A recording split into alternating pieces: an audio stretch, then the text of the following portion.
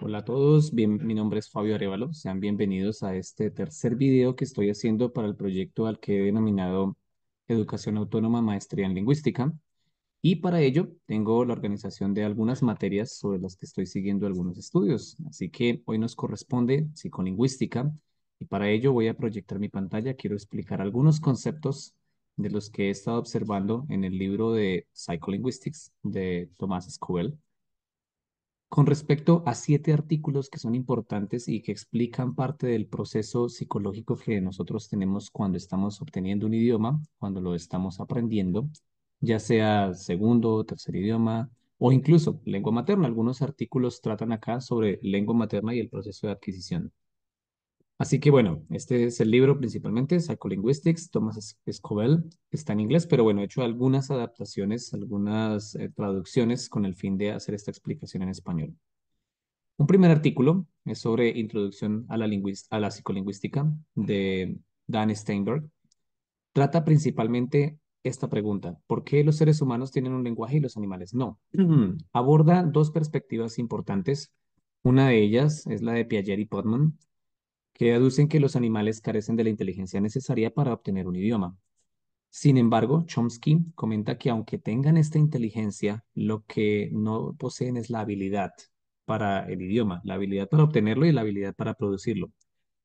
Son las dos perspectivas más importantes que por el momento aplican para este artículo y que se toman en paralelo con respecto a la adquisición, o perdón, sí, a la adquisición del idioma por parte de los animales. Sin embargo, quiero agregar una tercera que podría ser como mi perspectiva personal y puede referirse a que los animales en realidad sí tengan un idioma e incluso hay algunos estudios que muestran que tienen acentos según los grupos en los que estén los animales, solamente que nosotros, los seres humanos, no podemos aún articularlo ni entenderlo en gran medida. Así que es importante que tengamos presente que no solamente se trata de observarlos como un ente aparte, sino que es posible que el proceso psicológico y de producción del idioma se esté dando, simplemente que aún no podemos procesarlo ni evidentemente no tenemos la capacidad biológica de articularlo. Y que los animales no puedan articular el nuestro no implica que carezcan ni de inteligencia ni de habilidad para hacerlo. Entonces, quiero que tengamos presente todas las posibles perspectivas y de hecho lo he tratado en los apuntes que estoy llevando. Bien, un segundo artículo tiene que ver con la vocalización materna hacia los infantes. La idea es que dentro de este artículo se considere la posibilidad de la enseñanza del idioma y la articulación del mismo desde el proceso de gestación. Este artículo lo propone Paul Bloom y muestra principalmente esto. Un bebé encuentra pistas en el proceso comunicativo que ayudan a construir imágenes negativas o positivas para identificar el mensaje. Si nosotros consideramos que el bebé, desde el proceso de gestación, tiene algunos parámetros para identificar ideas a través del lenguaje, por esta conexión que mantendrá siempre con la mamá, entonces podemos considerar también que luego cuando llega a un contexto en el que se le dan ideas positivas o negativas con respecto a lo que está observando y lo que está diciendo, termina de aprender el idioma, pero no lo aprende, no lo empieza a aprender al nacer, sino que tiene algunas indicaciones previas. El artículo principalmente habla sobre la forma en que el bebé, en proceso de crecimiento, ya al haber nacido, puede asociar sílabas o gestos con la intención de lo que se propone en el discurso.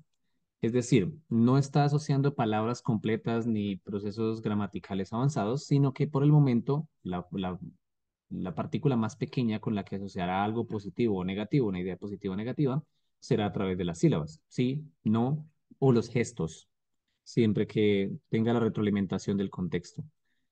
Y por último, debemos mencionar, la comunicación no lingüística es parte del proceso que orienta al bebé en la adquisición del idioma, los gestos. Los gestos, las indicaciones, todo lo que percibe el bebé como positivo o negativo con respecto a lo que está aprendiendo.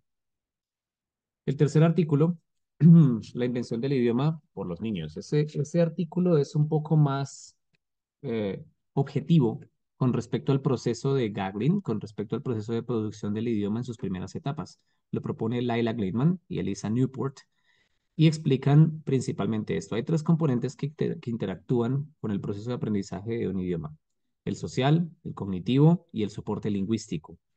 Cada uno de ellos tiene un impacto pero además tenemos una predisposición biológica, es decir, la habilidad y las partes biológicas para producir el idioma, para imitarlo, para modularlo y para comunicarlo, de hecho. Debemos tener en cuenta entonces que todo esto siempre se conectará, la disposición biológica siempre se conectará con los aspectos sociales y todo lo que esté alrededor de la persona que habla el idioma, desde la edad más temprana hasta su madurez.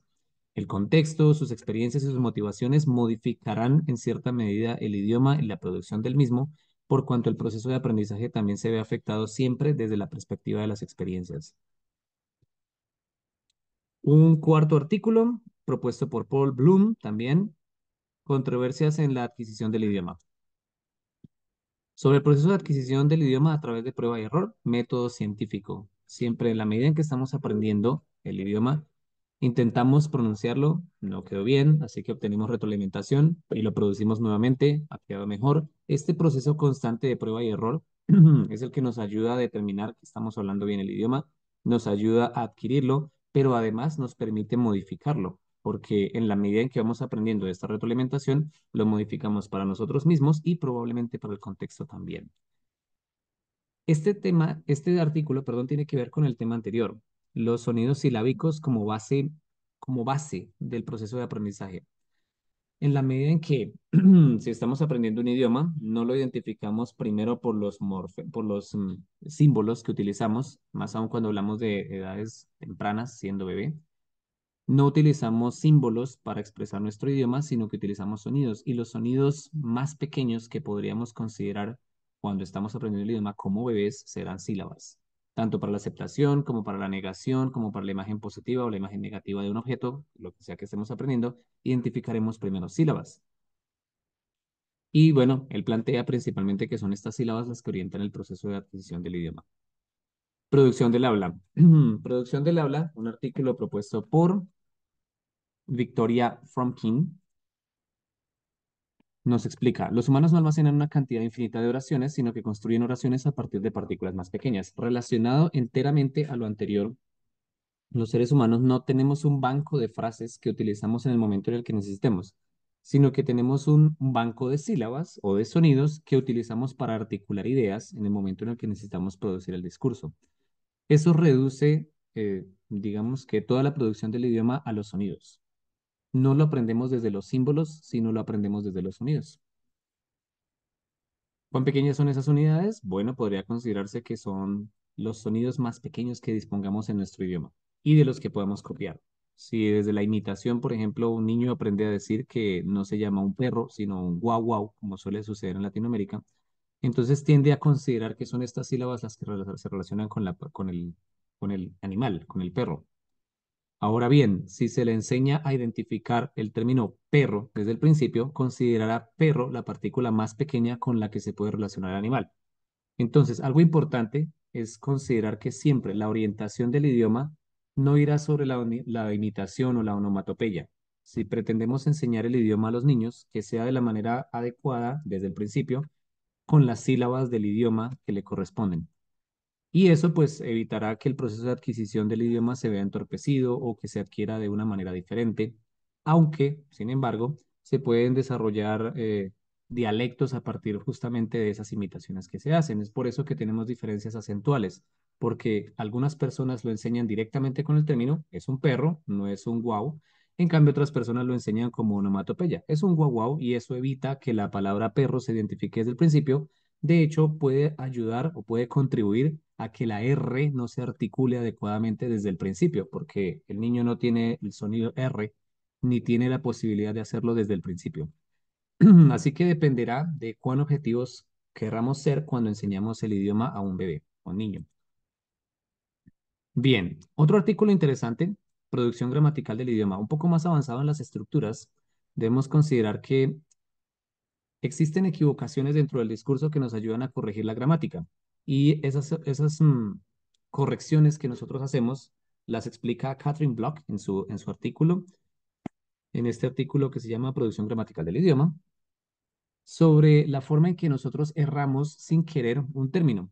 Podemos errarlo y podemos corregirlo inmediatamente, pero el error por lo general viene del contexto, ¿sí? Entonces, si una persona cambia un término sin querer, Puede ser por la influencia del contexto, porque lo escuchó de otra manera o porque coincide con algo que estaba pensando en el momento sobre algo que le ha sucedido. Entonces el contexto siempre tiene una influencia sobre las posibles equivocaciones que surjan en los términos que se utilizan cuando se da el discurso.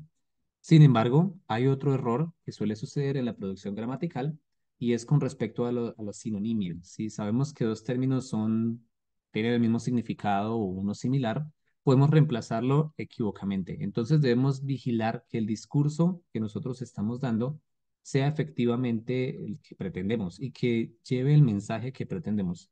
De esa manera, pues va a ser más claro y cometeremos menos equivocaciones. Producción gramatical del idioma.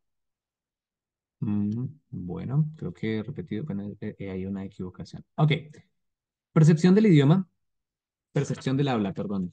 Artículo propuesto por Grace Jamie Caution. Nos explica principalmente que la producción del idioma no es algo que se da de manera aleatoria. Entonces, de hecho, podemos expresarlo de esta manera. El punto en el que una palabra termina se escribe, pero no se suele pronunciar. Cuando hablamos, no lo decimos de manera aleatoria. Organizamos nuestras estructuras, organizamos nuestras ideas y aparentemente, en la parte escrita, estas ideas tienen un final, tienen una puntuación, tienen espacios entre ellos, ¿no? Pero esto se puede explicar y se puede hacer de manera escrita. Al hablarlo, nosotros no utilizamos espacios. De hecho, en este momento, el discurso que estoy produciendo puede que no utilice espacios, no estoy diferenciando cada palabra una por una, sino que mis frases suenan como un solo término, como una sola idea. Una frase que puede llevar fácilmente tres o cuatro palabras parece no llevar espacios entre sí. Y de hecho, algunos idiomas, como por ejemplo el japonés, no utiliza espacios para escribir.